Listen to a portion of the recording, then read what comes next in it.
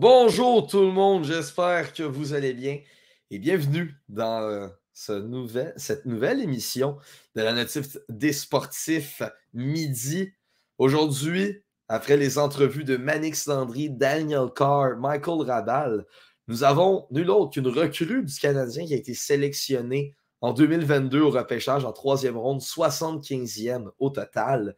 Nul autre qu'un des meilleurs joueurs des 67s. Vous avez peut-être connu avec l'Autriche aussi, au championnat mondial junior. Personnellement, c'est là que j'ai découvert son style de jeu et j'ai vraiment tombé en amour avec ce joueur-là. Tout ce qu'il faisait sur la glace, peu importe que ce soit avec l'Autriche et 67s, il est incroyable. J'ai le plaisir d'accueillir avec nous Vinzenz Rohrer. So, hi Vinzenz, how you doing? Hi, I'm good. How are you doing? Fine, thank you. And you? That's a great time to do an interview with you. It's a pleasure to have you on the podcast for you and the Montreal fans and other person in hockey that wants to know you. Very grateful to give us some of your time. I mean, thanks that I can be here.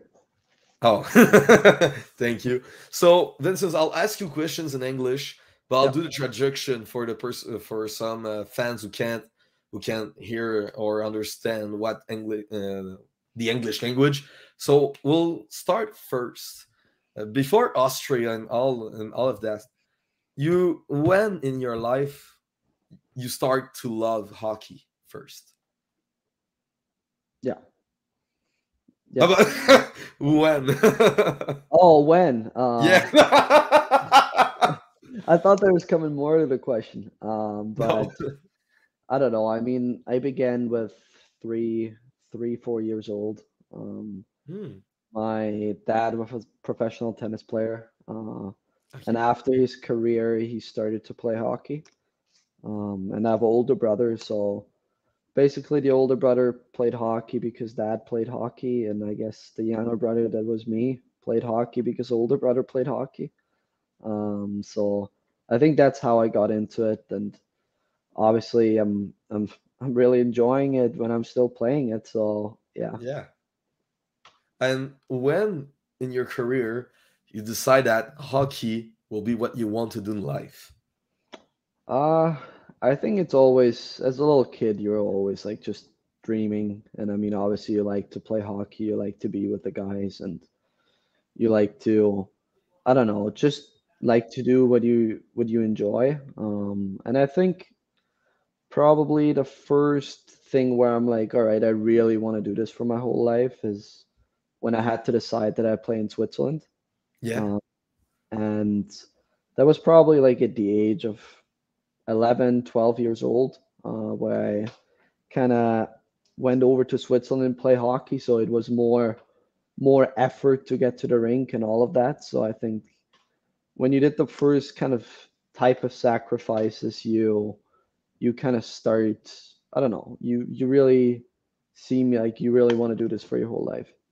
So let me do the traduction and after that we'll talk about Switzerland. Alors j'ai demandé à Vinzenz à partir de quel âge le hockey est rentré dans sa vie. Il a dit dans les environs de 3-4 ans, son père est un joueur professionnel de tennis.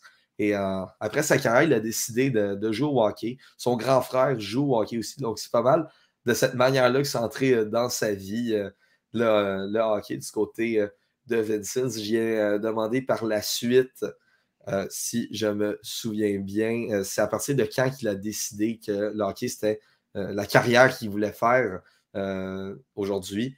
Et il a dit, c'est en étant un enfant, c'est vraiment des choses, c'est quand tu fais des choses que tu aimes que tu veux souvent les faire en carrière. Puis il a parlé de son passage en Suisse, entre autres, qu'on va aborder dans sous peu. Il dit, c'est vraiment une fois qu'on fait des sacrifices gros comme ça que c'est là qu'on se demande et c'est là qu'on pense qu'on peut faire une carrière avec ça, parce que c'est quand même des énormes efforts. Vinzenz, before Switzerland, you played in Austria. How did you get to Switzerland by playing in your original country? I think that came with, I really live in the westest part of Austria. So I live like basically on the Swiss border. So like in 5 minutes I would be over in Switzerland. Oh. And my hometown team that is called Feldkirch, played in the Swiss division, like in the Swiss junior divisions. So even when I started like playing, let's say under nines, or I don't know when you really started playing competitive, but like under 11s, under 13s, under 15s, all of that I played always in Feldkirch in Austria, but in the Swiss league.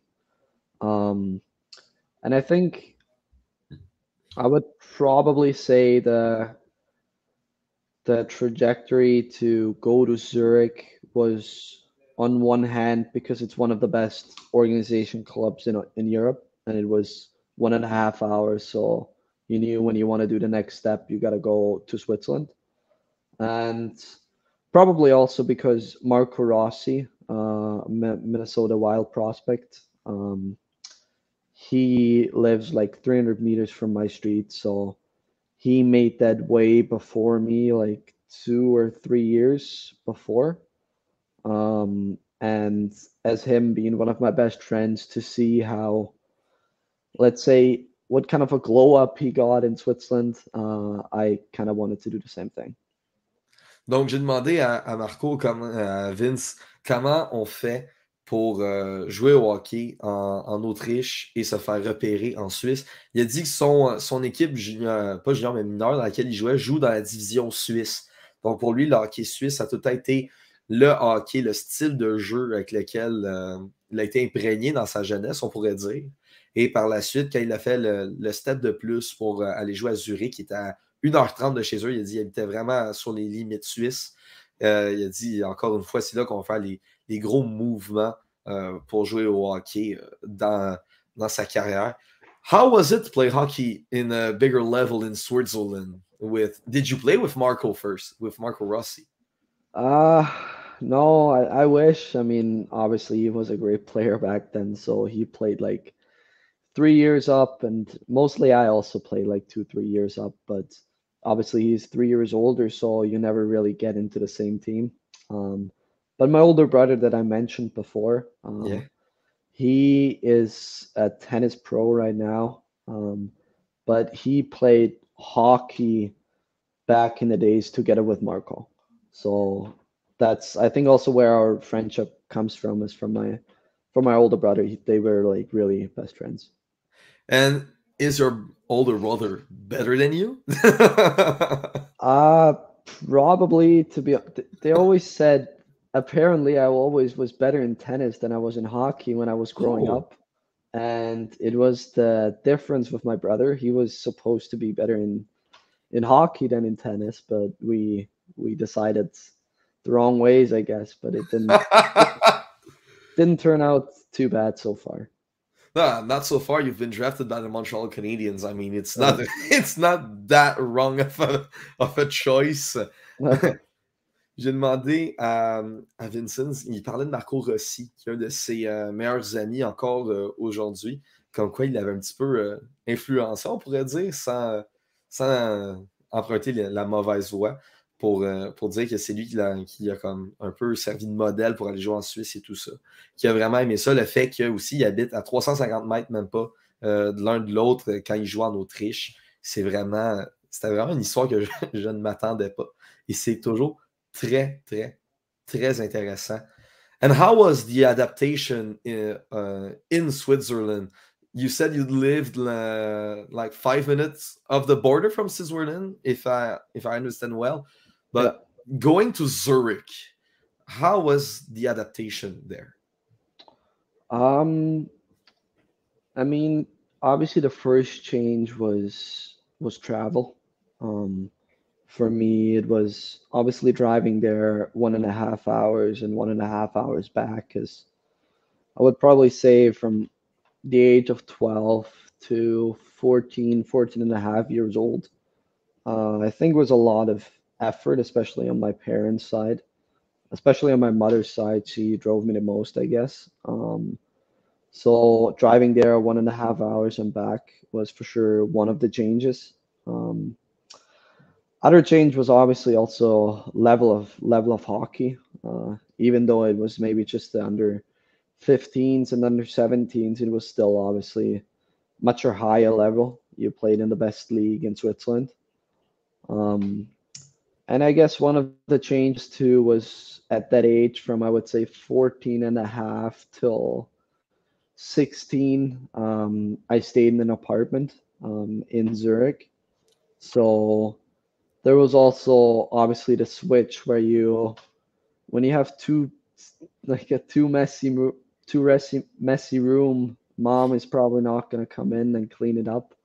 Uh, that doesn't mean that I still don't have a messy room, but for sure the switch is to be like a little bit on yourself and maybe cook for yourself and make groceries for yourself and all of that.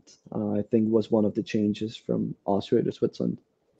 Yeah, one of your, we can say, teammates with the Montreal Canadiens, Uri Slavkovsky, said that him too lived alone as a youngster to have a career in the NHL and all of that. And his mom, and he was calling his mom to to help him cook. Was that also for you when you lived alone in Zurich? Uh, I mean, sometimes I don't want to be that guy that is like, no, I had no worries with cooking. But no, I mean, obviously, especially like how do you use the laundry machine or something like that is like you think you know it, but until you actually do it, then you actually ask yourself, okay, how is this working? That's true. Uh, That's true. And what was your biggest worries when you were living alone? um, it's a good question. Uh, I would probably say maybe like not being connected a lot with my friends back home in Austria. My school friends, I was always really close with my school friends back in Austria, and worrying that I would maybe lose the contact because I'm not really home a lot. Might be there little bit because they hang out with each other, but I'm in Switzerland playing hockey.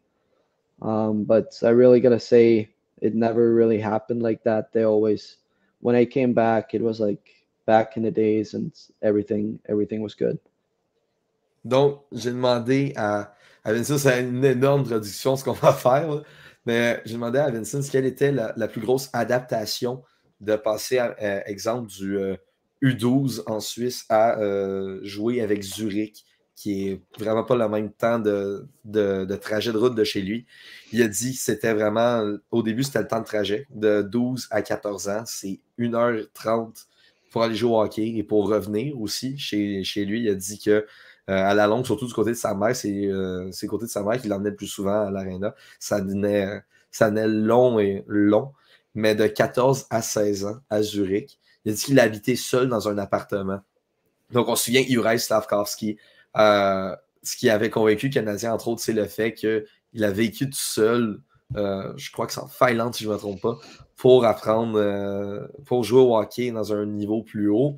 Et il avait appelé sa mère il a appelé sa mère, entre autres, pour savoir cuisiner, tout ça. Donc, j'ai demandé à Vincent si lui aussi, ça lui est arrivé. Il a dit non, quelques fois, mais il dit c'est souvent une fois qu'on habite seul qu'on remarque que c'est plus facile qu'on le pense à savoir, mais qu'on ne sait pas vraiment réellement. J'ai demandé aussi c'est quoi une de ses plus grandes peurs qu'il avait quand il jouait, quand il habitait seul à Zurich. C'était entre autres le fait d'avoir une faible connexion amicale, le fait d'être littéralement seul, parce que tous ses amis étaient en Autriche. Des fois, il descendait en Suisse, mais tous ses amis étaient en Autriche. Donc, c'était vraiment quelque chose de plus compliqué dans son cas à jouer avec Zurich en Suisse. Now, what can you tell me about what happened from Zurich to Canada? Did you receive other offers to play elsewhere in other countries, or your main goal was to play here in Canada for your junior? Um, I think everything happened pretty fast. I think like I'm always trying to understand your French, so it's also for me a little bit of a I don't know exercise. And I think you mentioned that I also play for the Ottawa 67s in the intro. Yeah. So I think when the Ottawa 67s the first time mentioned that I could be on their list in the import draft, I think then kind of the first time it was like, all right, you could really make the switch somewhere elsewhere and get to the next level. Um, and to be honest, like Sweden or Finland or somewhere else in Europe was never really an option.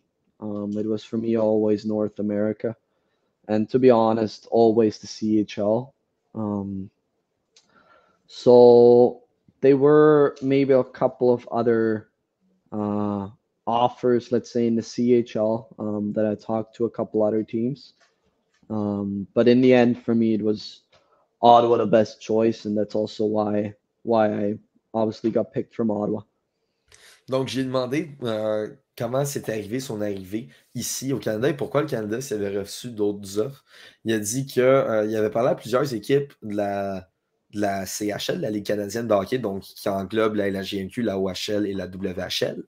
Et il a décidé de venir ici parce que les 67s l'ont repêché dans ce qu'on appelle le import draft, le repêchage européen, on peut dire. Et c'est là que les 67s ont mis la main sur Vinzenz. Il a dit qu'il aurait pu jouer en Suède, en Finlande, dans d'autres pays reconnus pour leur hockey. Mais il a décidé de venir jouer ici en Amérique du Nord. Ça a tout le temps été sa plus grande option et la seule option qu'il voulait vraiment s'implanter ici. Il l'a dit au début, il essaie toujours encore de comprendre le français. Il a dit qu'il a compris un peu quand j'ai parlé des 67s. Now, going back to the 67s, I heard that Marco Rossi helped you choose the team. Is that right? I mean, for sure, in some way, yes. It's basically one of the same things that I said in the choice of going to Zurich. When Marco played here, it's kind of the same thing. I mean, he wasn't too bad of a player here with 120 points. So it's when you see stuff like that and you see how much he develops in such an organization, it was for me not really the hardest choice anymore. And yeah, so in some way, he for sure helped making me that decision. Yeah. And I think you played 1 year with Marco, if I'm right. How was the adaptation from going to Switzerland to Canada here when it's two type of hockey completely different? Um, I would say from the transition, I mean, obviously the first thing that's probably everybody gonna say is the big ice surface in Europe, compared to the small ice surface here.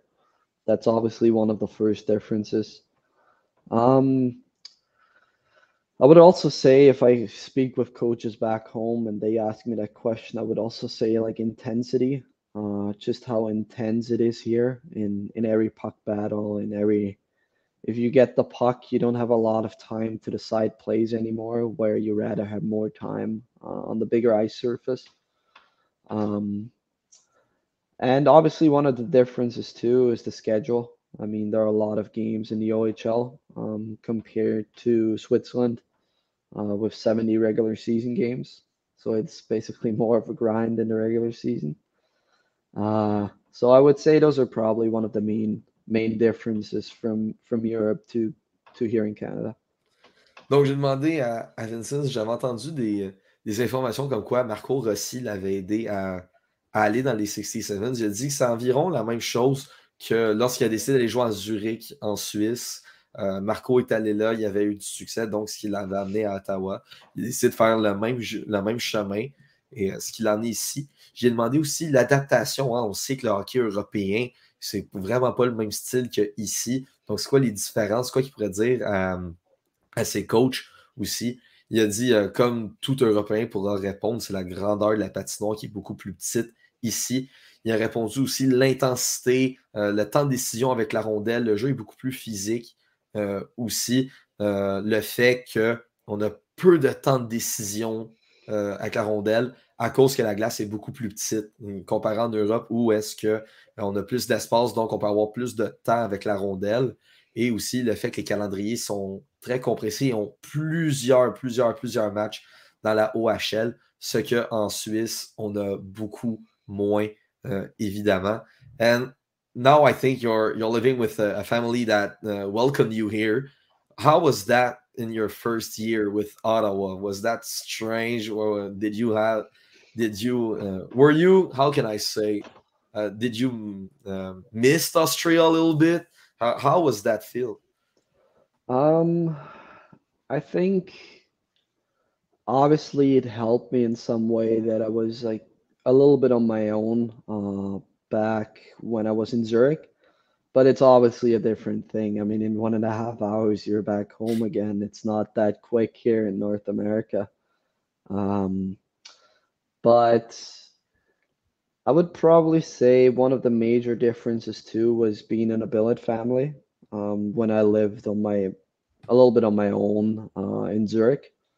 Uh, where in the first place it was for me a little bit confusing how like still 21-year-olds like live with a billet family and like get taken care of so much. But now it's kind of basically a normal since I'm here almost 2 years. It's obviously nice when you go down for dinner and someone cooks for you. Um, so yeah, I think I was never the guy that really missed home too much. Obviously, in some regard, you always miss your parents. You always feel welcomed at home. But I was never really homesick. I called a lot with everybody back home. So yeah. Donc, j'ai demandé à Vinzenz son adaptation ici, dans le sens des familles d'accueil. Tu sais. Des fois, les joueurs peuvent avoir le mal du pays, comme il a dit, ou autre. Donc, je voulais savoir comment on fait pour s'adapter autant loin que sa famille. Il a dit le fait d'avoir vécu seul à Zurich pendant presque 2 ans, et c'est sûr que ça l'a aidé.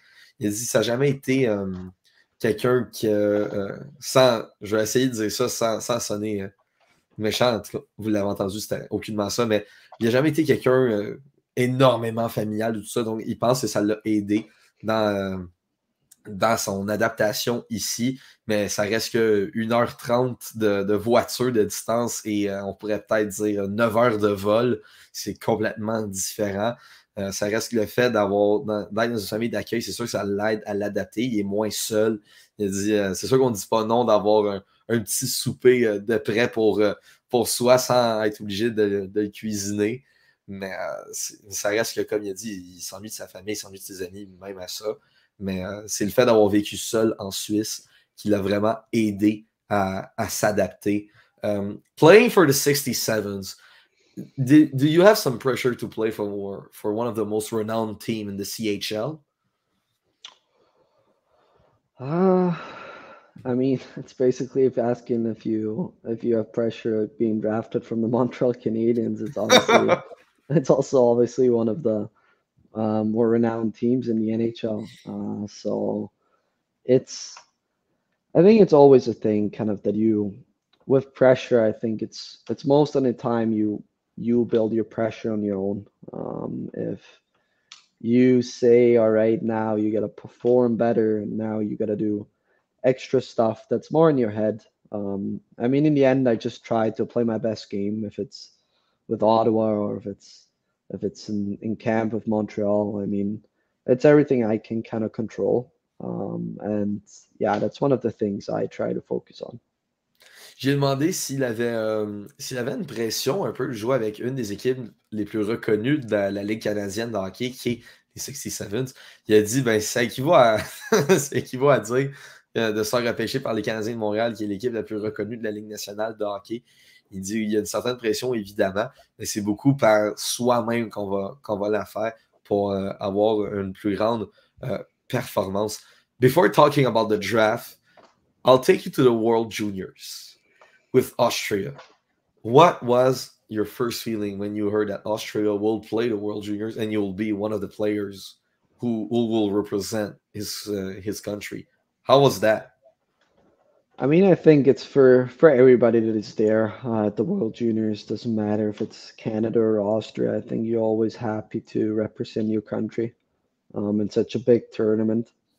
I think then that's one of the major differences when, for me, playing here, I think I kind of realized how much that tournament actually meant like for Canada and the Boxing Day and like how many people are actually watching this game.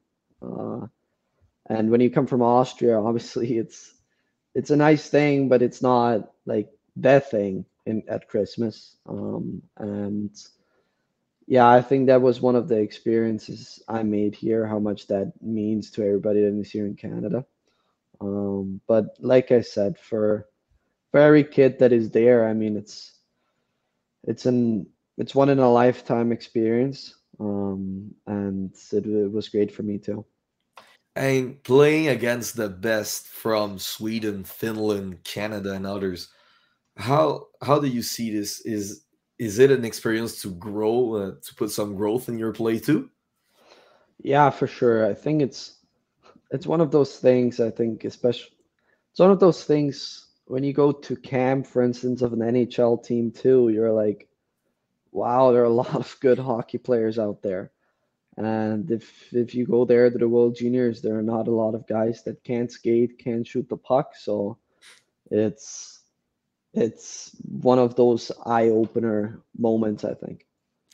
And I'll talk about the elephant in the room. You played against Canada. You played against Connor Bedard. How was it to play against probably the number one draft pick in the next draft? I mean, I remember I was 2 years ago. I was also at the World Juniors, and that's the World Juniors in the winter where it got cancelled and where Yeah. Bedard scored 4 goals against that was our team, Austria, in one game. Um, and I mean, like you see him every day on TV. I mean, it's obviously one of those generational talents, and I mean, for me, obviously playing against him is in some way an honor too. Or, I mean, like everybody else. I mean, he's a hockey player, but yeah, I mean, if you play against someone like that, it's for sure it's special. Donc, on est sur le sujet des championnats mondiaux juniors dans lequel Vinzenz a joué cette année et l'année passée aussi.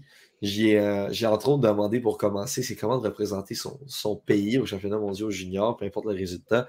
Il a dit c'est vraiment un plaisir, évidemment, de représenter son pays. Puis il a remarqué au fur et à mesure du tournoi à quel point au Canada, le hockey, les gens en mangent. Tu sais, il a dit en Autriche, le hockey, c'est le fun, mais c'est pas comme le rendez-vous qu'il y a à la télé comparé à ici où est-ce que le championnat mondial junior est toujours le rendez-vous en termes de hockey qu'il y a à chaque année.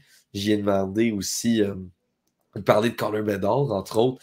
Il a dit c'est évident que d'affronter quelqu'un comme Connor Bedard, c'est incroyable. Il a parlé aussi, durant l'ancien championnat mondial junior, il avait marqué 4 buts contre eux. Puis juste le voir, comme il a dit, c'est un talent générationnel. Et j'y ai parlé aussi du fait de jouer pour l'Autriche, bien évidemment. Il a dit que c'était super, super plaisant. By playing with Austria in the World Cup Juniors, how can you see that? Is it by how can I say it? By the development for the development of hockey in Austria, is it a good thing to play to see that to play at the World Cup Juniors, even with the result that you and your team had? How can that be good for Austria in hockey? I think it's one of those things I mentioned before. It's an eye-opener moment, especially for guys that still play in Austria and maybe not play it like at a level where the Canadians or the Swedish player play. Um, and I think that is really valuable for everybody, and especially for players that still play in Austria. And and I think that's one of the biggest things. I mean, if someone is really getting better at hockey, if losing a 11-0 game and is developing his hockey sense and his skills, that's obviously questionable. Um, but like I said before, it's I think that eye opener thing and really see how good hockey can be. I think only this is really valuable. And on the other hand, you also got to say that there is a reason why Austria plays up there, because they won the B pool.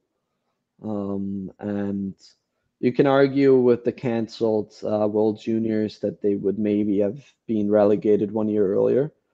But like I always say, it's Austria is up there for a reason, because they won the B pool, and now we didn't make it to not get relegated.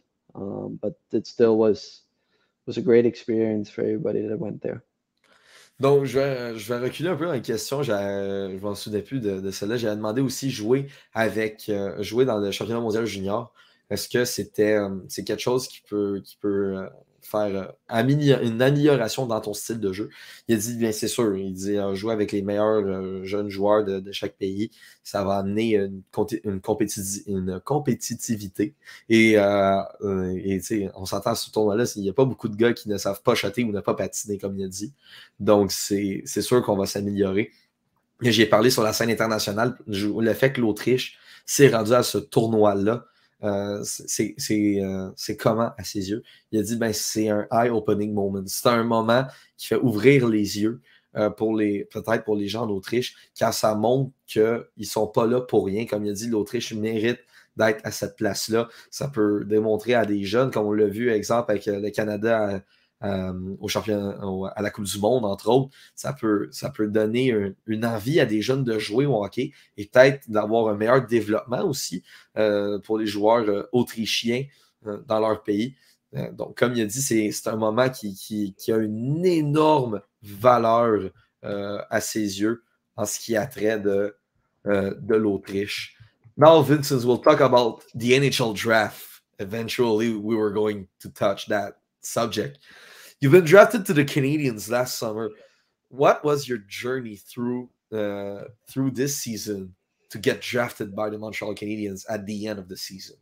Take us through this year that you passed. So you mean the year last year, or the year you've been drafted? Okay. So I mean, that was my first year in the OHL. I came over and obviously didn't know anything, didn't really know the level of play that was played there in the OHL.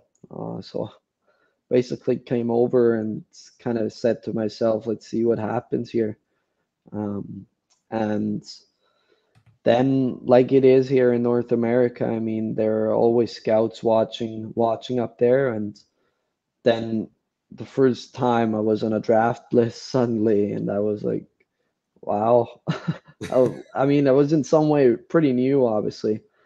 And you also don't really hear a lot of that in Switzerland or Austria.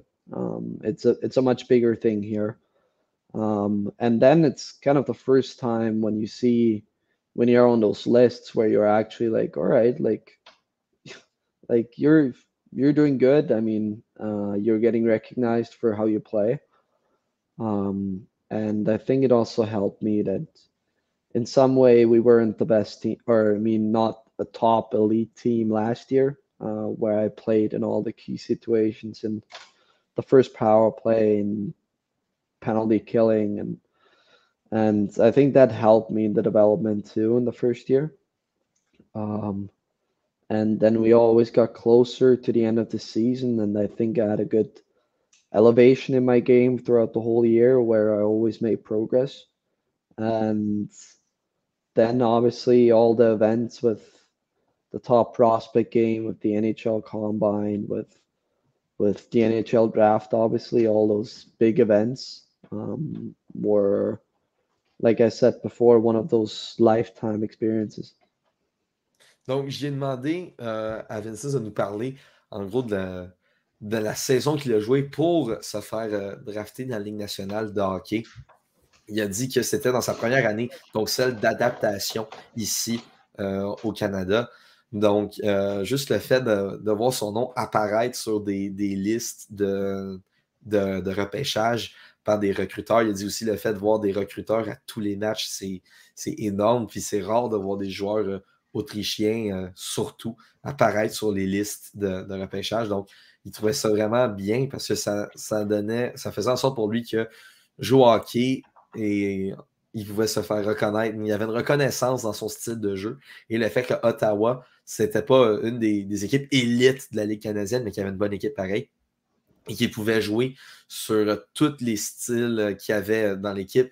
Donc, que ce soit sur le premier trio, en avantage numérique, désavantage numérique, dans toutes les situations possibles, ça l'a aidé dans son développement. Et il a dit plus que la saison avançait, plus qu'il se développait bien. Did you talk to some scouts of the Habs or from other teams during your season, during your draft year? Yeah, I mean, never in personal, obviously, because of COVID. I'm not really sure if that was even allowed. But there were a lot of Zoom calls and also with other teams. And obviously at the combine too, you almost talk with every team. And all those questionnaires that you fill out, all those Zoom meetings. There was a lot in the draft year. And obviously also the Montreal Canadiens. Also met them at the combine, and there's a funny story about playing ping pong with them too at the combine. So yeah, I had a lot of contact with Montreal too before the draft. You played ping pong with some scouts at the combine. Yeah, that's a pretty funny story. It's I don't know, like they set up a ping pong table at the combine, and there were like the elevators that were going up and down, and then the Montreal crew I think came down for lunch. And like I mentioned before, I'm pretty good at tennis, so obviously that goes into table tennis a little bit too. And then we always played like the guy who wins stays like on the court. And I played against other players, and I didn't have a lot of losses, so the Montreal guys recognized that, and then like I think 5 of them challenged me in a row to play ping pong to 11 against them. And yeah, I went 5-0. So that was pretty funny. And also afterwards, when I got my draft jersey, Nick came over and he was like, Marty St. Louis is good at ping pong, so better be ready in camp. And yeah, that was a pretty funny story that I had at the combine with them. Have you done a ping pong match with Marty? No, not yet. Not yet. Is that in your plans? Yeah, I mean, hopefully. Donc, en gros, j'ai demandé à Vinzenz s'il parlait à des recruteurs. Il a dit oui, évidemment. Il y a eu des rencontres en temps où est-ce que la COVID était vraiment à son apogée, donc il n'y avait pas de rencontre humaine, donc physique. C'est juste par Zoom. Et il a parlé d'une histoire quand même assez drôle au Combine, du fait qu'il a joué des matchs de ping-pong avec des recruteurs du Canadien et des joueurs du Combine. Ils ont joué à King, dans le fond, qui est le fait que le gagnant reste à la table et on change d'opposant et le perdant change pour un autre opposant. Il dit qu'il n'y a pas eu beaucoup de défaites. Les recruteurs du Canadien l'ont remarqué, ils ont dit joue contre nous. Il est allé 5-0, ils les ont tous battus.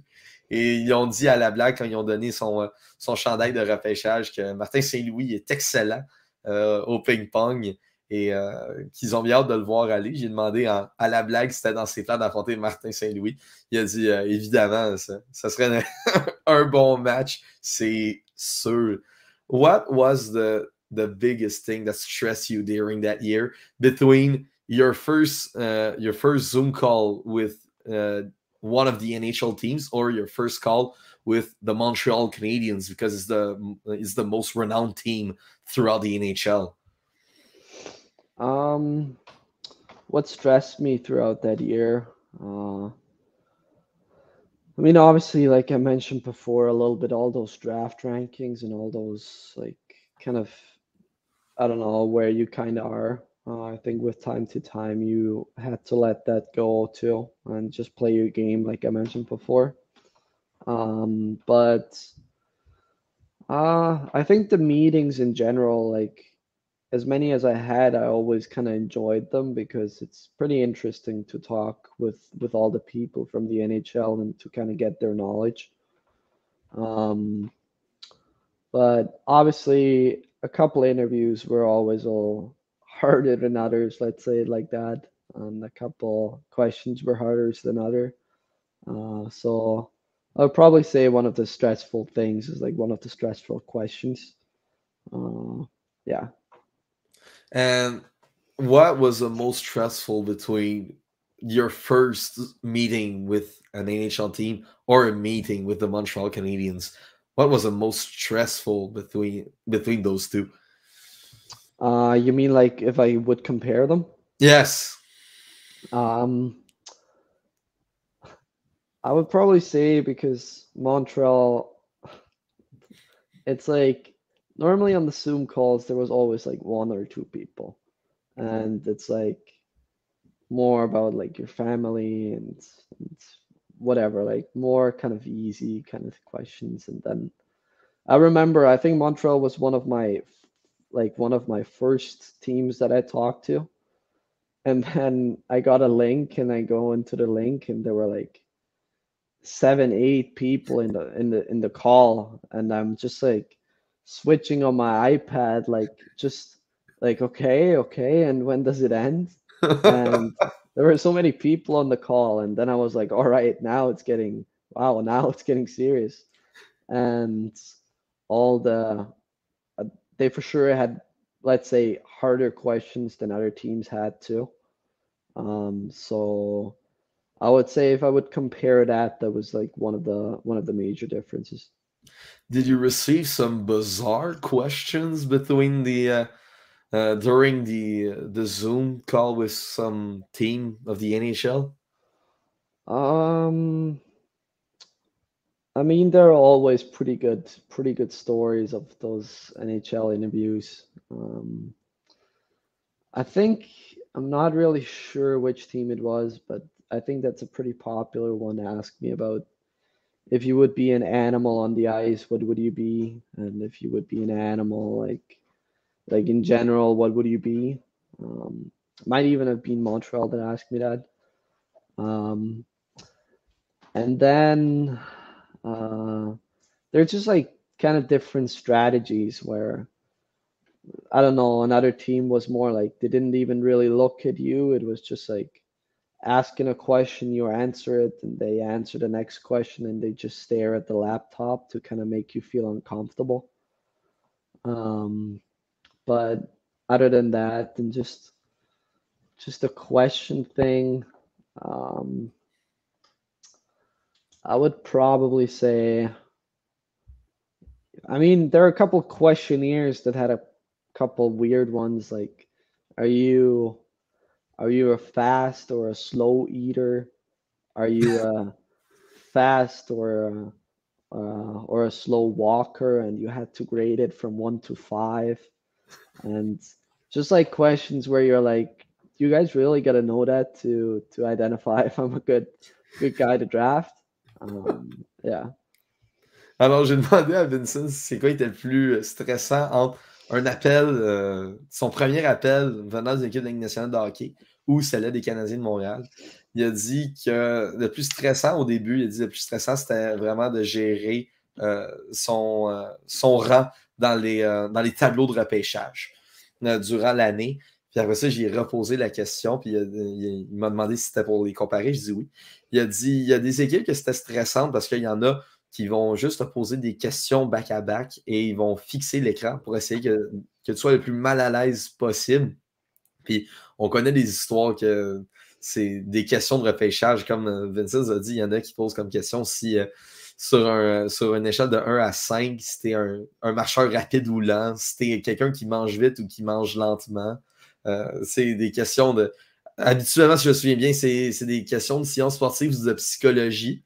Mais il y en a que c'est juste pour essayer de déstabiliser aussi le joueur pour voir comment il va répondre. Mais il a dit que probablement un de ses appels les plus stressants qu'il y a eu, c'était avec les Canadiens. Parce qu'avec plusieurs équipes, il y avait comme 1 ou 2 personnes avec qui il parlait. Puis avec les Canadiens, il y avait 7 ou 8 personnes. Il regardait sur son iPad le nombre de gens qu'il y avait. Il se demandait c'est quand que ça allait finir, quand il allait arriver au bout de ce regard sur les gens qui allaient être là.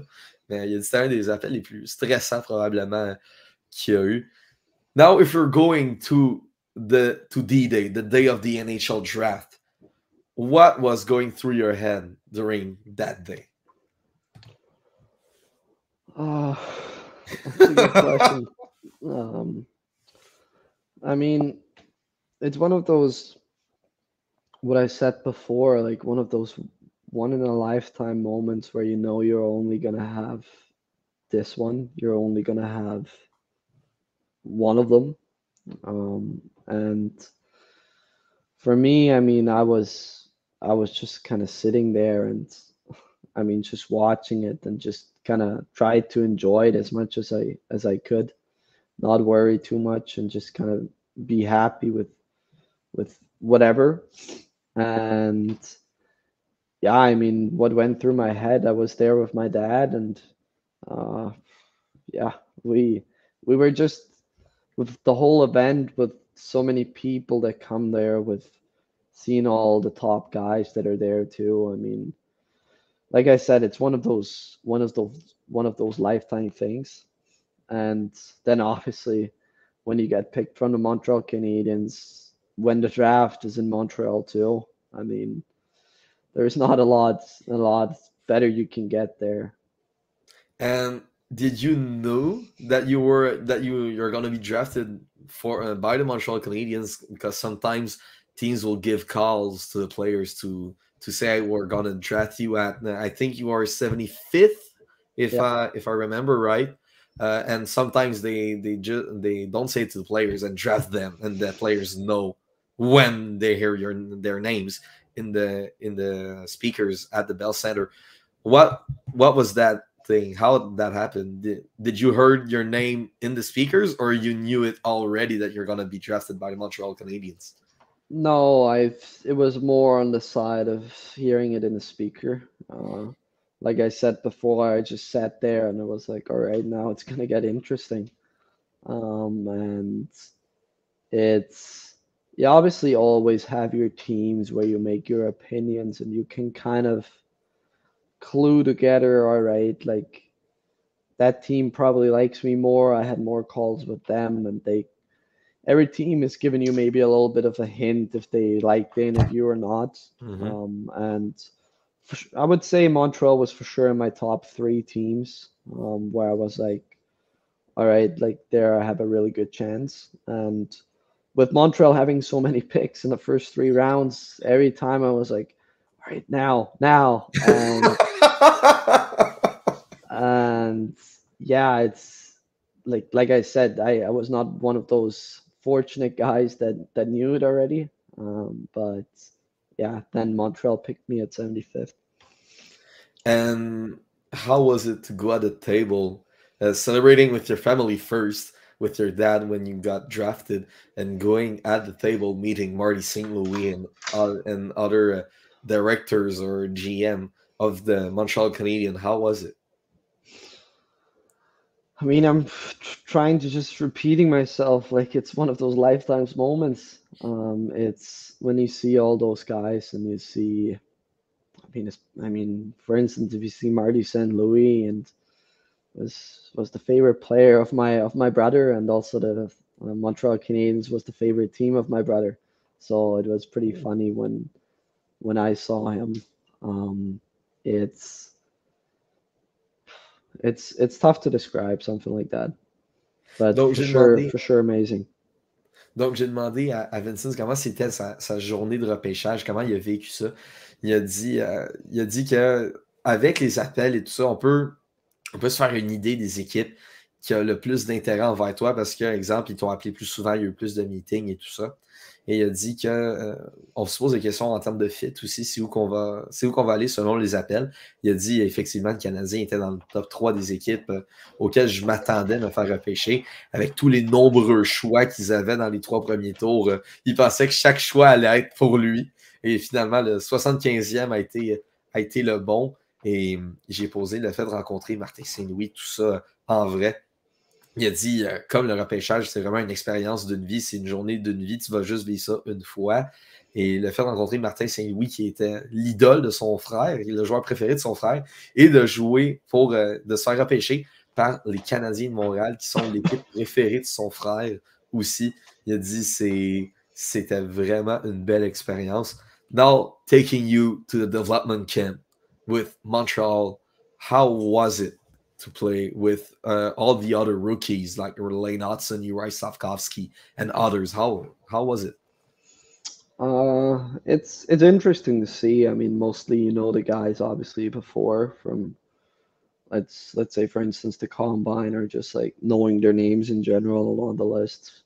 But obviously with playing with such many good players, it's interesting, and also with all the games you have at the development combine at the development camp, it's really really interesting to see. Like I said before, you really realize how many good hockey players there are out there. And did you saw some Montreal Canadiens player there to welcome you, or it was just all the Um, rookies? I th- I think I didn't see one of the Montreal Canadian guys. Uh, I saw Nick Suzuki at the combine because he was he was close to our table sitting there. Oh no, at the NHL draft, he was close at our table sitting there, and like afterwards. But at the development camp, I didn't see one of the guys. Did you talk at the development camp? Did you talk to Marie-Philippe Poulin or Francis Bouillon? I did. I also ran in one drill. I unfortunately ran into Marie, and yeah, that was kind of awkward. She was just supposed to be a cone, and I kind of ran into her, and she fell on the ice. So that was pretty awkward in that moment. But yeah, I talked a little with them too. And what did they say about your playing style and what you can increase in your play to be a better player? What did they tell you? Uh, we mostly more talked about like just casual things, like spoke before, like for instance, like where I come from and kind of my journey. So it wasn't too much hockey related things. Ah, donc j'ai demandé à Vinzenz comment s'il a vu des joueurs du Canadien pendant le camp de développement des recrues, c'est à qui qu'il avait parlé, s'il avait parlé à des joueurs ou à des coachs de l'équipe. Il a dit il a vu Nick Suzuki à la table de repêchage, il a parlé un petit peu, mais sans plus, il n'a pas vu de joueurs des Canadiens au camp de développement. J'ai dit, est-ce que tu as parlé à Francis Bouillon ou à Marie-Philippe Poulin? Il a dit, il y a eu une petite histoire un petit peu malaisante avec Marie-Philippe, dans lequel c'était un exercice de cône. Elle était trop proche d'un cône et Vinzenz, il a rentré dedans sans faire exprès. Évidemment, il a dit c'était un petit peu malaisant, mais ça a passé. J'ai dit, est-ce que tu as parlé avec Francis et Marie-Philippe dans le sens comment améliorer ton jeu? Est-ce qu'ils t'ont parlé de ton jeu? Il a dit non, il voulait plus savoir mon histoire, comment je suis arrivé ici, comment ça a commencé, tout ça. Il a dit on n'a pas tant parlé de hockey en tant que tel. Now, Vinzenz, for closing the podcast, what you think you can bring to the table for the Montreal Canadiens in the near future? I mean, obviously, my best game. That's why it's one of my main focuses, like I mentioned before. I mean, I always try to bring my best game. I think that includes a lot of energy, a lot of skating, a lot of being good on a forecheck. And on the other hand, I also want to bring a good two-way game, Obviously, what you need at such a bigger and manly and higher level. And also, obviously, try to have a little bit of an offensive touch to that too.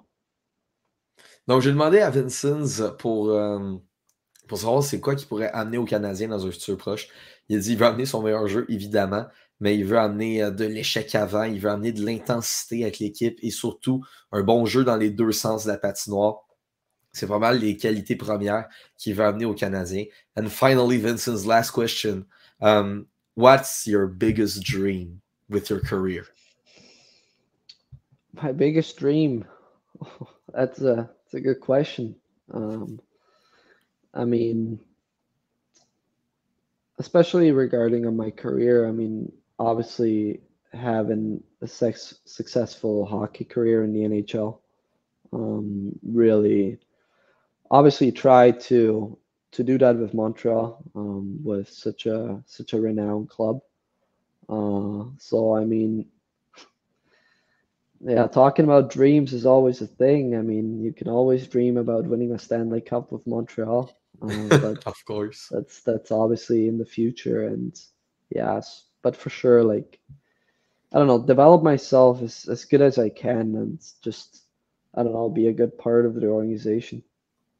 Donc, dernière question, j'ai demandé à Vinzenz comment il voit, c'est quoi son plus grand rêve avec sa carrière. Il a dit avoir le meilleur développement possible en ce qui a trait à lui et aussi avoir une carrière fructueuse en espérant que ce soit les Canadiens de Montréal. Il a dit le fameux rêve de tout le monde, ramener la Coupe Stanley dans sa carrière en espérant que ça soit avec l'organisation des Canadiens, bien évidemment. Vinzenz, thank you for your time. It was a pleasure to have you on the podcast. Thanks a lot. Thanks for having me here. Great. Thank you, sir. Maintenant, j'espère que vous avez adoré cette émission avec Vinzenz Rohrer. C'était un plaisir de l'avoir sur le podcast. J'espère que vous aussi, vous l'avez adoré. Moi, personnellement, ça va être un des joueurs que je vais surveiller pendant les prochains camps de développement. J'ai vraiment tombé en amour avec surtout sa personnalité et le joueur en tant que tel qu'il est sur la glace. Un joueur très combatif et très responsable des deux côtés. Selon moi, c'est ce que l'ADN du Canadien veut en ce moment même. Il est à surveiller, c'est sûr et certain. D'ici là, ne ratez pas la notif des sportifs, les émissions normales, les mardis midi, en direct sur le Facebook Live de alacoupe, les émissions de Yves Lantier aussi, tous les jeudis sur le Facebook Live de alacoupe aussi. C'était Lorik Salvaille, la notif des sportifs, et on se revoit. Salut tout le monde.